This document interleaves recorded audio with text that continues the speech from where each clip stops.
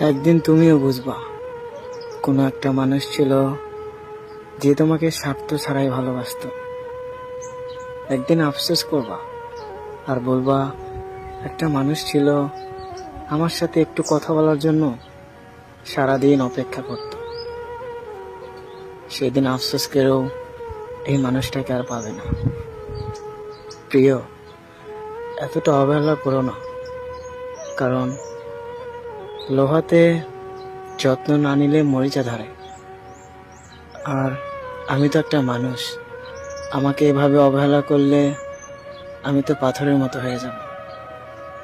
জানো, আমি তো চেয়েছিলাম ভালোবেসে সারাটা জীবন তোমার পাশে থাকতে, কিন্তু তুমি এতটাই অবহেলা করো যেন আমি পাথর হয়ে যাই।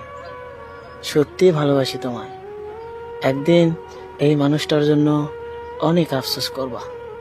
এই যে আমি তোমার জন্য সারাদিন অপেক্ষা করে থাকি, হয়তো তুমি অনেক মজা পাও, কিন্তু জানো, একটা মানুষই জানে অপেক্ষা কত কষ্টের।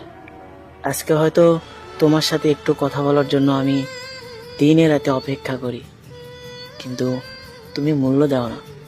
একটা সময় আসবে যেদিন তুমিও কারোর জন্য অপেক্ষা করবে, কিন্তু সে তোমাকে মূল্য দেবে না।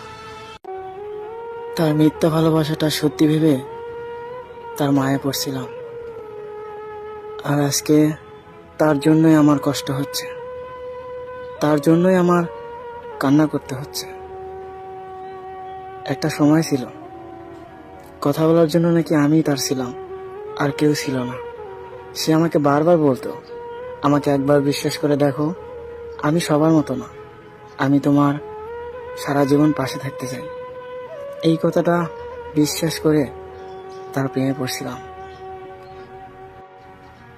আর এখন আমি নাকি তার বিরক্তকর। আমার ফোন দেখলে নাকি তার বিরক্ত লাগে। হাজারো মানুষের ভিড়ে আমি নামক মানুষটা এখন পর হয়ে গেছি। চোখের সামনে এখন তার অনেক মানুষ। আসলে নিজের প্রতি নিজে ঘৃণা হয়। মানুষ চিনতে ভুল করেছিলাম।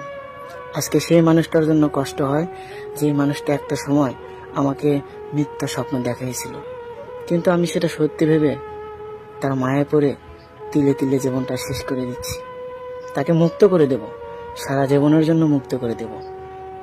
কখনো তার পথের কাঁটা হয়ে দাঁড়াবো না, কারণ মিথ্যা ভালোবাসার কাছে আমি কখনোই থাকতে চাই না। সে ভালো থাকুক নতুন কাউকে নিয়ে। এত আপন মানুষ দিয়ে কি হবে, প্রয়োজন ছাড়া যদি খোঁজ না নেয়।